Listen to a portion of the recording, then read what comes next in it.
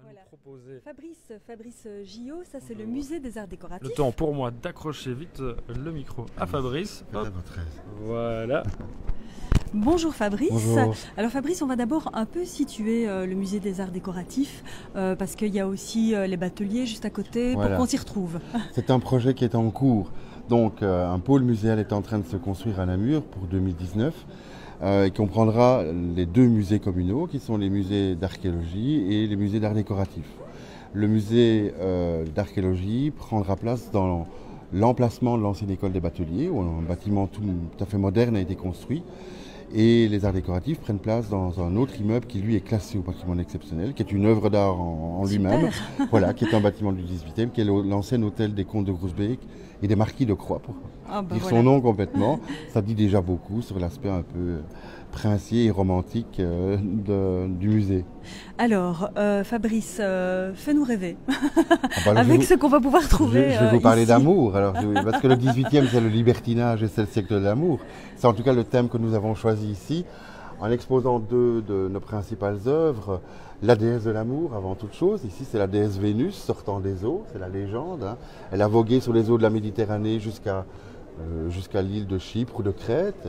Elle est ici sculptée à la moitié du XVIIIe siècle.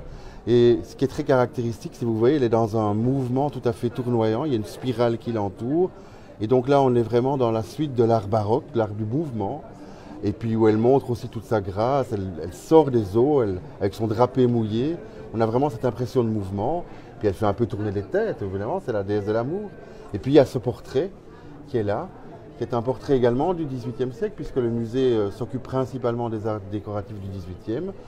Là, il est tout à fait typique de l'esprit du XVIIIe. C'est un portrait privé qu'on ne montrait pas dans les beaux salons, évidemment, où on a cette jeune fille qui est dans son boudoir, alanguie, avec un sein dénudé. Alors, est-ce qu'elle a passé un moment agréable avec son promis, ou est-ce qu'elle l'attend?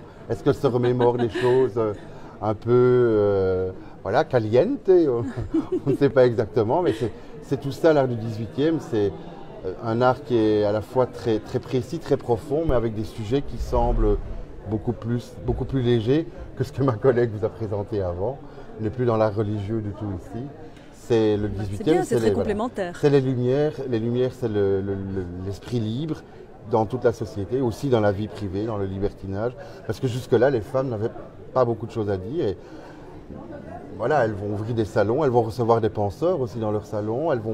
C'est le début des mariages qui ne sont pas arrangés, les premiers mariages d'amour. Donc c'est un siècle très important et c'est toutes ces choses-là qu'on va montrer aussi au musée. On va pouvoir retrouver au voilà, musée. parce que c'est vraiment les fondements de notre civilisation. On est juste avant la Révolution française. On passe de l'ancien régime vers la démocratie. Et c'est un petit peu tout ça qu'on va raconter dans le musée dès qu'il rouvrira ses portes en 2019. Mais déjà à l'occasion de quelques expositions temporaires. On peut déjà dire de venir alors ici pour bien pouvoir sûr. voir la déesse de l'amour bien volontiers. ce magnifique portrait.